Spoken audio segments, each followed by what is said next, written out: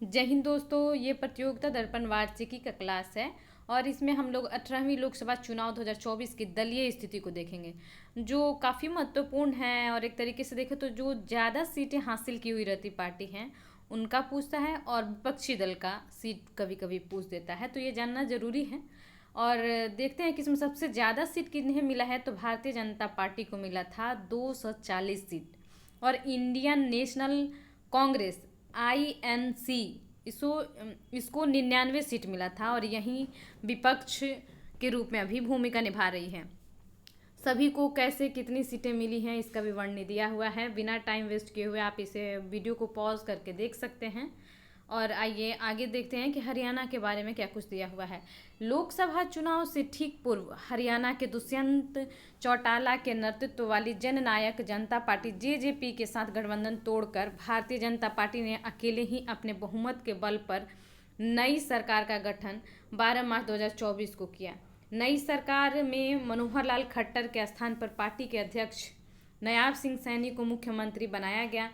श्री खट्टर 2014 के प्रदेश की पहली भाजपा सरकार के मुख्यमंत्री थे। नए बनाए गए मुख्यमंत्री नायब सिंह सैनी OBC समुदाय से थे। उल्लेखनीय है कि मनोहर लाल खट्टर ने पार्टी हाईकमान के निर्देश पर अपनी सरकार का त्याग पत्र 12 मार्च 2024 को ही राज्यपाल श्री बंडारू दत्तात्रेय को सौंप दिया, जिसके पश्चात भाजपा विधायक दल के एक नेता नायब सिंह सैनी ने 5 मंत्रियों के साथ मुख्यमंत्री पद की शपथ उसी दिन ग्रहण की। नई सरकार में जननायक जनता पार्टी को शामिल नहीं किया गया। भारतीय JJP की 4 वर्ष पुरानी गठबंधन सरकार में दुष्यंत सिंह चौटाला उप मुख्यमंत्री थे। हरियाणा की 90 सदस्यीय विधानसभा में JJP के सदस्यों की संख्या 30 है। 41 विधायक भाजपा के हैं तथा 7 निर्दलीय विधायकों में से 6 का समर्थन भाजपा को प्राप्त है। नए मुख्यमंत्री श्री सैनी ने विधानसभा में 13 मार्च 2014 को बहुमत सिद्ध कर लिया। 1966 में हरियाणा के गठबंधन के बाद वर्ष 2014 में भाजपा ने इस प्रदेश में पहली बार सरकार बनाई थी। ये यहाँ पे पॉइंट महत्वपूर्ण है कि 1966 में हरियाणा के गठबंधन के बाद वर्ष 2014 में भाजपा ने इस प्रदेश में पहली बार सरकार बनाई थी। और उससे भी इम्पोर्टेंट ये है कि वर्तमान में अभी विधानसभा चुनाव इस राज्य में चल रहे हैं और परिणाम आने बाकी हैं, तो आगे का अपडेट आपको कराया जाएगा। ये न्यूज़ थी 2023 की, जिसे जानना महत्वपूर्ण था। झारखंड रांची में कुछ महंगे भूखंडों के सेल डीड में हेराफेरी कर अवैध तरीके से उनकी खरीद बिक्री करने के मामले में कुछ अधिकारियों व अन्य प्रभावशाली लोगों को गिरफ्तारियों के पश्चात प्रवर्तन निदेशालय ने अंततः झारखंड के मुख्यमंत्री रहे हेमंत सोरेन को 31 जनवरी 2024 को लंबी पूछताछ के बाद गिरफ्तार कर लिया। गिरफ्तारी से पूर्व ही हेमंत सोरेन ने मुख्यमंत्री पद से त्याग पत्र राज्यपाल CP राधाकृष्णन को सौंप दिया था। इसके साथ ही उनके विश्वसनीय श्री चंपई सोरेन ने नई सरकार के गठन के लिए 43 विधायकों के समर्थन का दावा भी राज्यपाल को प्रस्तुत कर दिया था। 81 सदस्यीय झारखंड विधानसभा में सरकार गठन हेतु 42 विधायकों का समर्थन आवश्यक है। निवर्तमान मुख्यमंत्री हेमंत सोरेन की गिरफ्तारी की आशंका में उनकी सरकार में परिवहन मंत्री रहे चंपई सोरेन को महागठबंधन झामुमो कांग्रेस राजद विधायकों ने अपना नेता पहले ही चुन लिया था। हेमंत सोरेन वस्तुतः उनकी पत्नी कल्पना सोरेन को मुख्यमंत्री बनाने के इच्छुक थे, किंतु उनके बड़े भाई के विधवा व विधायक के विरोध के चलते यह विचार उन्हें त्यागना पड़ा। झामुमो के कुछ विधायक भी कल्पना के पक्ष में नहीं थे। महागठबंधन विधायक दल के नेता चंपई सोरेन को राज्यपाल CP राधाकृष्णन ने 2 फरवरी 2024 को रांची के मुख्यमंत्री पद की शपथ ग्रहण कराई।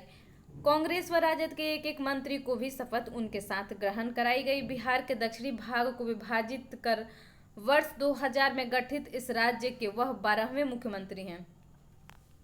5 फरवरी 2024 को विधानसभा के विशेष सत्र में 47 और 29 के मतांतर से चंपई सोरेन को बहुमत सिद्ध कर लिया।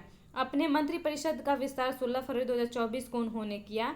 पूर्व मुख्यमंत्री हेमंत सोरेन के छोटे भाई बसंत सोरेन को भी नई मंत्रिपरिषद में शामिल किया गया। बिहार के विभाजन के बाद नवंबर 2000 में बने झारखंड राज्य के गठन के बाद से अब तक केवल रघुवर दास ने ही मुख्यमंत्री के रूप में अपना कार्यकाल पूरा किया है। प्रवर्तन निदेशालय द्वारा गिरफ्तार किए गए हेमंत सोरेन के मुख्यमंत्री के रूप में यह दूसरी पारी थी तथा दोनों बार ही वह 5 वर्ष का कार्यकाल पूरा नहीं कर सके। पृथक कार्यकालों को जोड़कर देखा जाए तो झारखंड में 3 बार मुख्यमंत्री रहे अर्जुन मुंडा सर्वाधिक समय तक मुख्यमंत्री रहे हैं। हेमंत सोरेन के पिता शिबू सोरेन भी 3 बार झारखंड के मुख्यमंत्री रहे, किंतु उनका कार्यकाल अर्जुन मुंडा से कम ही रहा है। आपको बता दें कि ये भी न्यूज़ 2023 का था और हम लोग वार्षिकी में 23 से 24 तक देखेंगे, इसलिए ये 23 की न्यूज़ मिल रही है। वर्तमान में झारखंड में हेमंत सोरेन ही मुख्यमंत्री के पद पे कार्यरत हैं, क्योंकि वो जेल से बाहर आ चुके हैं। आगे की जर्नी देखते हैं बिहार को लेकर क्या कुछ है। बिहार में राष्ट्रीय जनता दल राजद व कांग्रेस के साथ पूरे विपक्षी गठबंधन को एक बड़ा झटका जनवरी 2024 को उस समय लगा जब जनता दल यू के नेता व बिहार के मुख्यमंत्री नीतीश कुमार ने मुख्यमंत्री पद से त्याग पत्र 28 जनवरी 2024 को दे दिया। इसके साथ ही उनके नेतृत्व वाली महागठबंधन सरकार 18 महीने से भी कम समय में गिर गई।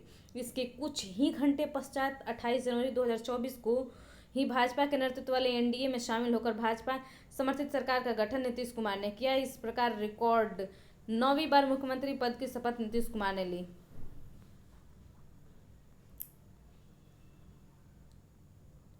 उल्लेखनीय है कि अक्टूबर-नवंबर 2020 में राज्य विधानसभा चुनाव के समय जनता दल यू एनडीए के साथ ही था तथा जनता दल यू के नीतीश कुमार के नेतृत्व में एनडीए सरकार का गठन उस समय हुआ था। 243 सीटों वाले बिहार विधानसभा में जनता दल यू के विधायकों की संख्या 45 ही है। विधानसभा में भाजपा की सीटों की संख्या 78 तथा राष्ट्रीय जनता दल राजद के 79 सदस्य हैं। इस दलीय स्थिति के चलते 2020 में भाजपा के नेतृत्व वाले एनडीए के समर्थन से सरकार का गठन नीतीश कुमार ने किया था, किंतु अगस्त 2022 में एनडीए का दामन छोड़कर राजद और कांग्रेस व वाम दलों के महागठबंधन में वह शामिल हो गए थे।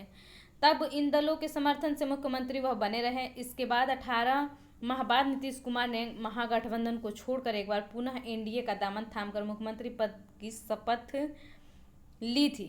उड़ीसा के बारे में हम लोग कल देखेंगे, अभी के लिए इतना ही रखते हैं और आगे की जर्नी अब कल तय करेंगे। जय हिंद।